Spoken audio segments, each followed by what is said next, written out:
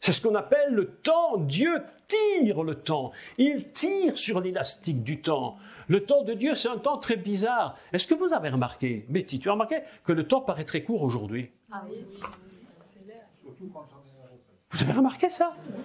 Quand j'étais petit, il me semblait que le Noël suivant ou la Pâque suivante prenait des années. Aujourd'hui, tu fais grandes vacances, et puis boum, Noël, boum, Pâques, boum, c'est terminé. Tu recommences l'année, on est en 2023, tu n'as même pas compris. Le temps a bougé. Les journées sont toujours de 24 heures et pourtant le temps change. Parce que le temps n'est pas lié à nos 24 heures. Le temps, selon le cœur, la pensée divine, s'étend d'une façon différente de ce que nous avons. Nous avons toujours notre monde qui tourne à la même vitesse et pourtant les jours sont courts. Est-ce que vous avez remarqué ça? Oui. Le temps, c'est quelque chose de très étrange. Parfois, tu prends ta voiture et tu roules. Et tu fais, par exemple, moi, parfois, ça nous arrive, on fait notre maison jusqu'à Bruxelles. Et parfois, ça paraît très court. Et parfois, ça paraît très long. Tu dis, mais pourquoi? La fois précédente, ça me paraît si rapide. J'ai roulé à du 120 parce que moi, je respecte la vitesse. Ah ben oui, parce qu'il y en a qui ne respectent pas, moi, je respecte. Ah ben oui, il faut respecter, minimum. Et pourtant, ça paraît très long, parce que le temps, il y a une dimension dans le temps que nous ne connaissons pas. Et cette dimension que nous ne pouvons pas comprendre, c'est Dieu lui-même qui gère. Dieu gère le temps pas comme nous. Et il est capable de concentrer 24 heures en un temps beaucoup plus court ou de l'élargir le temps dans un temps beaucoup plus long. Et c'est toujours 24 heures. C'est pourquoi il y a des gens qui discutent, est-ce que le monde est créé en 24 heures, en 7 jours de 24 heures? Mais ce n'est pas notre problème, parce que pour Dieu, mais une fraction de seconde peut être 1 million d'années, 1 milliard d'années. Ça ne change strictement rien, parce qu'il est capable de prendre 1 milliard d'années, de les réduire à une vitesse, en une fraction de seconde, et de faire pendant cette fraction de seconde tout ce qu'on fait pendant 1 milliard d'années, qui en réalité 1 milliard d'années. Mais Dieu est Dieu, il n'est pas soumis comme nous à ce temps. Donc Dieu tire sur l'élastique du temps, il tire sur l'élastique du temps afin que tous aient l'opportunité d'être sauvés. C'est pourquoi Dieu dit à Noé, fais-toi une arche, j'ai trouvé la solution pour que vous échappiez à cette catastrophe et je vais faire pleuvoir pendant 40 jours, mais il y a quelque chose que je vais faire en plus. Et là, beaucoup d'exégètes bibliques, de chercheurs de la Bible se sont posés une question. Écoutez ceci. Lisons ensemble le texte. Lisons ensemble ce texte. Car encore 7 jours. Vous voyez qu'on est dans des codes. C'est des codes. 7 jours. Dieu est en train de redonner une chance à qui? À sa création. Encore 7 jours. Comme si Dieu disait, j'ai créé le monde en 7 jours, je vais encore lui donner 7, afin qu'il puisse encore avoir l'opportunité. Écoutez le texte. Encore 7 jours, et je ferai pleuvoir sur la terre 40 jours. Dieu donne un temps encore. C'est ce qu'on appelle la patience de Dieu. Dieu est patient. Il donne au monde l'opportunité du salut. Aujourd'hui, Dieu est patient. J'aimerais que nous lisions ensemble un texte dans l'Épître aux Romains et au verset 3 et Romains 3, 25. La patience de Dieu. Romains chapitre 3, verset 25. Il faut que vous sachiez une chose que je dois rappeler absolument, très important, c'est que même les épîtres de Paul sont écrites à partir des codes de la Torah. Paul n'est pas en train d'inventer une doctrine chrétienne. Est-ce que vous me comprenez? Paul ne fait pas une doctrine de chrétien à part. Paul est en train d'utiliser les codes de la Torah pour pouvoir expliquer.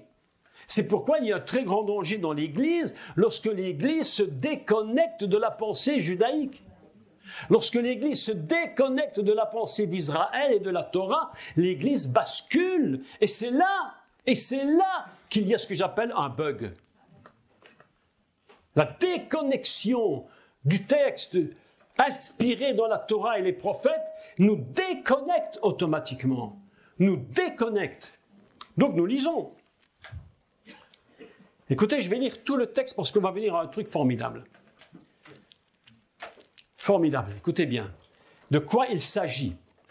Vous allez voir que quand Paul écrit ce texte, il parle de Noach. Et pourtant, c'est l'épître aux Romains. Donc vous voyez bien le risque de se déconnecter du texte. Écoutez donc. Mais maintenant, je vous parle, je lis tout et je commente après. Mais maintenant, sans la loi, est manifestée la justice de Dieu à laquelle rend témoignage à la loi les prophètes, justice de Dieu par la foi en Yeshua Mashiach pour tous ceux qui croient. Car il n'y a point de distinction, car tous ont péché, écoutez le texte, et sont privés de la gloire de Dieu. L'homme sans Dieu, l'homme dans le péché est privé de la gloire. Écoutez, c'est tellement extraordinaire ce texte. Il n'est même pas écrit qu'il a été privé du jardin d'Éden. Oui ou non? Il n'est même pas écrit ça. Même si c'est vrai qu'il a été chassé de l'Éden. Mais Paul, il met l'accent sur plus encore. Il dit, il est privé de la gloire. La chose que l'être humain devrait rechercher avant tout, c'est la gloire de Dieu. Sans la gloire de Dieu, l'homme est complètement perdu. Et tous sont pécheurs, car tous sont péchés, et ils sont privés de la gloire de Dieu. Et ils sont gratuitement justifiés par sa grâce, par le moyen de la rédemption qui est en Jésus. Soulignez le mot loi et soulignez le mot grâce. C'est de ça qu'on va parler. C'est lui que Dieu a destiné à être par son sang, pour ceux qui croiraient, victime, donc, je vais dire, on va le lire en français, propitiatoire, donc le caporet, afin de montrer sa justice parce qu'il avait laissé impunis les péchés commis auparavant au temps de sa patience. Au temps de sa patience. Mais quand est-ce qu'il a patienté? Le texte nous dit dans le chapitre 7 de Bereshit, Dieu a laissé 7 jours. Il lui a dit, tu rentres dans le bateau. Tu rentres dans la Teva, mais avant de faire pleuvoir, je donne encore 7 jours pour que le monde qui était construit par 7 puisse avoir l'opportunité de recommencer à zéro à nouveau.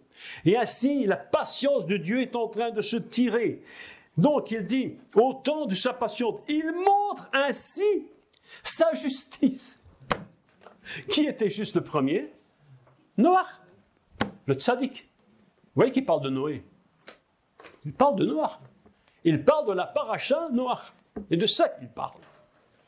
Il est en train de dire à l'humanité, en réalité, c'est ce que disait Yeshua, ce qui se passe là, c'est ce qui se passe à l'époque de Noach. Donc je continue. Il montre ainsi sa justice dans le temps présent, de manière à être juste, tout en justifiant celui qui a la foi en Yeshua. Où est donc le sujet de se glorifier? Comment pouvons-nous donc nous glorifier? Vous voyez? Donc, nous revenons à ça, à notre chapitre 6. Et je voudrais vous lire quelques versets absolument extraordinaires. Lorsque Noé est rentré dans l'arche, Dieu a eu à tirer sa patience. Il a laissé tirer le temps. Parce que ce que je vous dis, c'est que les 7 jours sont en train de s'étirer. Aujourd'hui, avec l'état du monde, vous êtes bien d'accord que Dieu aurait depuis très longtemps arrêté tout. Il aurait bien pu depuis longtemps dire, bon, on en a par-dessus la tête de toute cette histoire, on arrête et c'est terminé. Mais Dieu dit non, je donne à ma création encore du temps pour pouvoir amener l'humanité au salut. Ce soir, si quelqu'un n'a pas encore dit « moi j'accepte Jésus », ce soir, c'est le moment immédiat pour le faire. Qui ce soir voudra accepter le Seigneur qui ne l'aurait pas reçu? C'est maintenant le moment. Parce que nous sommes dans la patience de Dieu. Le jour où la patience sera fermée, sera terminée, mes amis, je vous le dis, il n'y aura plus de solution. On peut me raconter toutes les théories qu'on veut me raconter, des deuxièmes saluts, des troisièmes et de tout ce que tu veux. Et la Bible dit, un moment vient quand l'arche est terminée, l'arche est fermée, et tu peux faire ce que tu veux, l'arche sera fermée et ça sera fermé. Donc nous allons lire un texte maintenant très intéressant. Et je voudrais pour ça vous montrer un texte que j'ai écrit.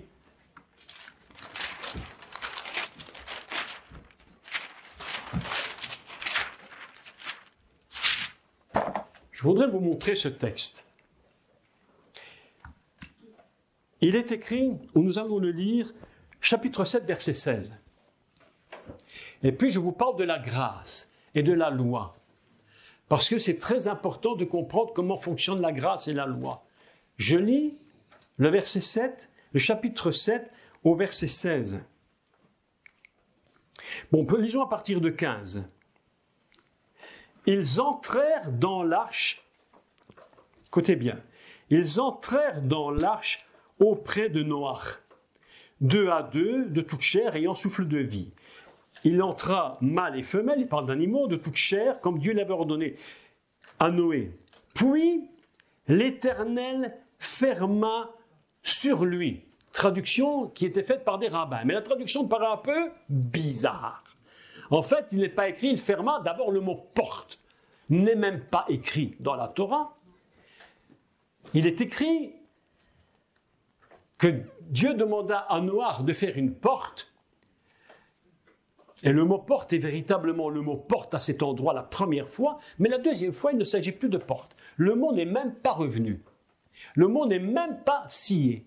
Et je ferai remarquer que Noach n'a aucunement fermé la porte. Il est dit que l'Éternel, et la traduction même des rabbins, dit « ferma la porte derrière lui ». Mais si nous lisons le texte, il a dit « vaisgor ba'ado ». Vaisgor ba'ado. Alors ça c'est quand même très intéressant. Vaisgor ba'ado. Ba'ado, la caméra. Vaisgor c'est il ferma. On va traduire il ferma Adonai. Et ba'ado, si vous regardez, pour ceux qui connaissent un peu d'hébreu, dans ba'ado il y a une racine très intéressante qui est cette racine qui produit doute. Le témoignage. Il va fermer, si vous voulez, Dieu va dire, l'arche, en réalité, c'est le témoignage du salut. C'est pourquoi on a mis du pardon à l'intérieur et à l'extérieur. Le monde à l'extérieur, on ne peut pas dire qu'il ne sait pas qu'il y a une solution de pardon. Mais cette arche devient le témoignage de Dieu. D'ailleurs, c'est tellement incroyable que quand on parle de l'arche de l'alliance, on parle aussi de l'arche du témoignage. Et on appelle cela Aaron Edout. Et voilà que l'arche de Noé a une porte qui s'appelle aussi témoigner. Il va fermer dans le témoignage. Il va fermer sur le témoignage. Cette arche sera fermée. C'est-à-dire que quand la patience de Dieu aura atteint sa limite, Dieu va dire, le témoignage, je l'ai donné, il n'y a plus aucune excuse, maintenant je ferme le témoignage. Et il est écrit, et Dieu ferma le témoignage. Mes amis, ça c'est quelque chose. Lorsque Dieu ferme le témoignage, c'est-à-dire qu'il n'y aura plus personne pour parler. Plus personne pour parler. Notre responsabilité aujourd'hui à nous, Yeshua a dit, soyez mes témoins. Aujourd'hui, nous sommes, nous, entre parenthèses, le témoignage du pardon. Nous sommes le témoignage du salut du monde. Si nous ne témoignons pas, nous aurons des comptes à rendre à Dieu. Et lorsqu'il va fermer le témoignage et que Dieu va dire c'est terminé, que le temps de la patience aura été tiré au moment où, à un moment donné, l'élastique va classer. Pam, vous avez dit voir un élastique quand il casse? Ça fait mal. Si tu te le prends dans la figure, ça fait mal. Il tire. On se demande pourquoi aujourd'hui le temps paraît plus court. Parce que le témoignage est en train de se raccourcir. Je suis persuadé que le temps que nous vivons est en train de se raccourcir et que nos 24 heures, qui étaient très longues il y a quelques années, sont de plus en plus courtes. Et pourtant, c'est toujours 24 heures. C'est étrange, hein? Vous avez remarqué comme c'est étrange? Comme quoi Dieu n'est pas dans la même dimension que nous. Je ne sais plus qui me disait tout à l'heure, je ne sais plus qui me parlait tout à l'heure. Ah oui, c'est notre monsieur qui est là, me disait qu'on peut comprendre les choses en 3 dimensions, très compliqué de les voir en 4. 3 dimensions, je le vois. Hein? J'ai 3 dimensions. J'ai ce livre, hein, longueur, largeur, hauteur. Ça, c'est sa dimension. Vous voyez? Mais en 4 dimensions, comment tu veux que je le vois? Comment? La relativité. Mais c'est quoi être relatif? Relatif, on est toujours par rapport à quelque chose. La relativité, c'est quoi? C'est une notion dont Dieu seul détient la capacité de grandir ou de réduire. Il est lui seul capable. C'est-à-dire que les temps dans lesquels nous sommes aujourd'hui se raccourcissent. Les journées sont de plus en plus courtes. Je crains que les journées nous paraissent une minute. Mais le jour où le temps est vraiment raccourci, la parole de Dieu nous dit « Vaisgo Adonai, Barado ». Il est dit, et il ferma l'Éternel la notion du témoignage. Lorsque nous ne pourrons plus témoigner, vous pouvez vous dire qu'on arrive à la fin. On arrive à la fin. Yeshua a dit, et là nous devons être très prudents, il a dit, écoutez bien, prêchez, parlez tant qu'il fait jour. La nuit vient où plus personne ne pourra parler. Vous savez qu'on est très privilégiés aujourd'hui. Nous sommes ici en train de parler de Dieu et personne ne nous ennuie. Mais Yeshua a dit, le jour vient et il avance rapidement où plus personne ne pourra témoigner. Ce sera terminé. Et quand ce sera comme ça, vous pouvez être certain que ce verset est totalement prophétique. Il ferma. Mais il ferma quoi? Il ferma quoi? Voilà la question. Qu'est-ce qu'il va fermer? La grâce va se fermer. La patience de Dieu va s'arrêter. Les gens croient que Dieu est patient pour toujours. Mais Dieu a une patience limitée. Limitée. Vous savez pourquoi? Tout à l'heure, Claire nous a dit une chose, quand elle chantait, elle parlait d'El Shaddai, El Shaddai. Vous savez ce que c'est El Shaddai? C'est quoi El Shaddai? Dieu puissant. Vous êtes d'accord? Mais en fait, ce n'est pas Dieu puissant. On le traduit comme ça. Mais El Shaddai, mon frère Didier, est-ce que je me trompe si je dis que c'est 3 mots? C'est El, Shad et Dai. El, c'est Elohim. Shad, ce sont les mamelles, les seins. C'est-à-dire ce qui donne la nourriture, ce qui nourrit. Et Dai, ça veut dire, ça suffit. Dieu a donné à son monde. Dieu, elle, a nourri son monde. Shad. Mais un jour, il viendra te dire, Dai. Dai-nous, ça nous suffit. Ça, il y a un petit chant en hébreu qui chante Dai-nous, Dai-nous, quelque chose comme ça. Je connais juste les 2 premières notes. Le Dieu Tout-Puissant, c'est celui qui dit il y a des limites. Il y a des limites. Le Dieu Tout-Puissant met des limites. Et quand il te dit c'est tout, c'est tout. C'est fini, c'est fini. Souvent, Dieu est El Shaddai pour beaucoup, et comme ils disent, ouais, mais Dieu est tout-puissant, ils continuent de faire n'importe quoi, mais ils oublient que dans El Shaddai, il y a Dai. Ça veut dire, ça suffit. Quand on a marre de quelque chose, tu dis Dai. Ça me suffit. El Shaddai, c'est la patience de Dieu, à un moment donné, va s'arrêter quand il va dire Dai. Au moment où il va dire Dai, la patience de Dieu s'arrêtera. La grâce va s'arrêter. La patience va s'arrêter. Tout va être détruit. Tout va partir en sans dessus-dessous. C'est ça El Shaddai. Et Dieu fait grâce. Dieu fait grâce. Encore aujourd'hui, il tire sur l'élastique, mais nous sentons tous très bien que l'élastique est en train d'arriver à la fin, il se termine. Il se termine. Les choses changent. L'ambiance du monde a changé. Est-ce que vous l'avez remarqué? L'ambiance a changé. La couleur a changé. Même les couleurs du monde changent. L'exemple que je prends vaut ce qu'il vaut. Mais enfin, c'est pour expliquer. Quand tu prends un élastique et qu'il est rouge, tu tires sur l'élastique, et plus tu tires, plus le rouge disparaît, et tu finis par trouver une couleur très claire qui n'est plus que du blanc. Au moment où c'est blanc, tu tires, continue, poum, ça saute. Que même le monde, la couleur du monde change. Quand tu sens que l'odeur change, que l'ambiance est en train de basculer, que la couleur du monde est en train de changer, tu sais qu'on est à la limite de voir la grâce se fermer sur cette terre. Aujourd'hui, nous avons une grande responsabilité. Je crois que Dieu va permettre, je le crois, il va permettre un dernier sursaut à ce monde. Je crois que Dieu va permettre que l'Église ait un dernier sursaut. Ce qui ne veut pas dire que tout le monde comprendra. Néanmoins, il y en a qui vont saisir l'opportunité de cette dernière chance que Dieu donne. Parce qu'à un moment donné, il n'y aura plus de chance. Dieu a donné son Fils. Il a donné le Mashiach sur la croix.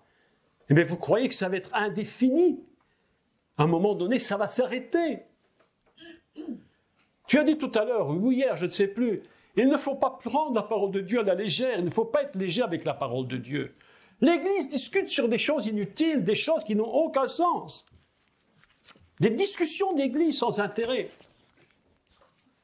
Moi, je n'ai rien contre les écoles bibliques, mais malgré tout, je vous dis, elles devraient quand même un peu se rénover pour comprendre certaines choses. Je voudrais vous expliquer. Est-ce que vous êtes prêts à écouter ce que c'est que la loi et la grâce? Oui ou non? Amen. Écoutez-moi bien. Je vais vous expliquer la loi et la grâce. Parce que lorsqu'on parle de Noach, il faut comprendre de quoi il s'agit.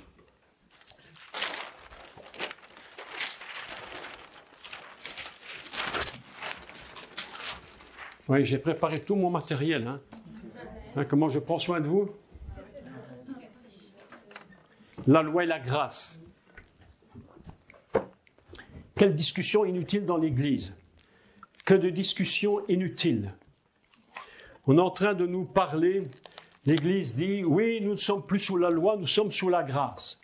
Ah bon, ok. Nous ne sommes plus sous la loi, nous sommes sous la grâce. Donc, on ne respecte plus rien, puisque de toute façon, on est sous la grâce. D'accord? Je voudrais vous expliquer comment fonctionne la loi et la grâce. J'avais déjà expliqué qu'il y a une notion divine.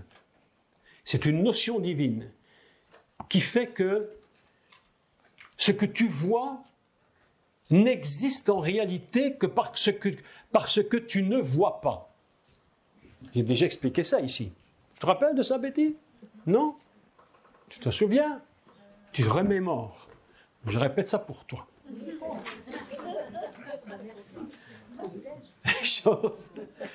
J'aime bien un peu taquiner parce que dans des choses pareilles, c'est tellement compliqué, c'est tellement important de saisir. Il faut rester dans la paix et la joie pour bien comprendre la vérité. Les choses que vous voyez n'existent que parce qu'il y a quelque chose qui existe et que l'on ne voit pas. Je vous donne un exemple. Tu vois cette fleur qui est là. C'est cette notion de fleur, tu la vois, les feuilles sont vertes et les fleurs sont rouges. D'accord? Comment se fait-il que les fleurs soient rouges et les feuilles vertes? Et quelle est cette forme? Parce qu'il y a quelque chose à l'intérieur d'elle qui fait que dans sa structure fondamentale, il y a quelque chose qui est invisible. Et c'est cette chose invisible qui produit cette fleur. Lorsque tu sens un parfum, tu sens le parfum, tu ne peux y avoir que l'odeur. C'est-à-dire qu'en fait, ça dégage une odeur de quelque chose que tu ne vois pas. Et le parfum n'existe que parce qu'il y a une dimension invisible. C'est très important de comprendre. Même cette table, même ce livre, tu le vois parce qu'il y a quelque chose à l'intérieur que tu ne vois pas qui permet qu'il existe. Autrement dit, dans les choses de Dieu, il y a ce qu'on voit et ce qu'on ne voit pas. Je vous donne un exemple très important pour que vous compreniez la loi et la grâce. Quel est l'endroit de la Bible? Il y en a plein, mais où on a atteint le summum de ce qu'on voit et de ce qu'on ne voit pas, et qui va produire une puissance absolument inimaginable. Et c'est là que je veux en venir. Aujourd'hui, je dois absolument vous parler de la grâce. C'est ainsi que je sors la chose.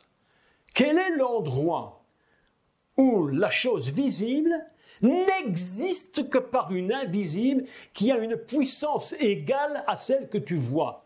C'est-à-dire que l'invisible est aussi puissant que le visible. Mais si un seul disparaîtrait, un des deux disparaît, tout le système du monde s'écroule. Voilà une question très bizarre. Je voudrais bien qu'un grand professeur de sciences vienne m'expliquer. Moi, je n'ai jamais fait d'études scientifiques, néanmoins, je crois avoir compris une réalité absolument incroyable. La croix. Le Seigneur sur la croix. Quand tu le vois, qu'est-ce que tu vois? Tu vois la loi. Parce que la loi a dit, celui qui péchera mourra. Quand tu vois le Messie en croix, tu vois la loi. Mais comment la loi peut-elle être là? Mais qu'est-ce qui soutient cette loi? Qu'est-ce qui soutient cette loi qui met le Messie en croix? Écoutez bien, c'est complexe. C'est une autre mesure que tu ne peux pas voir, mais qui est présente. Et quelle est la mesure qui soutient la loi et que tu ne peux pas voir à ce moment-là? C'est la grâce. C'est la grâce. Mais lorsque la grâce vient apparaître au plus haut niveau, la loi disparaît et se cache. Mais elle ne disparaît pas, elle n'est pas annulée. La grâce n'existe que parce que la loi existe.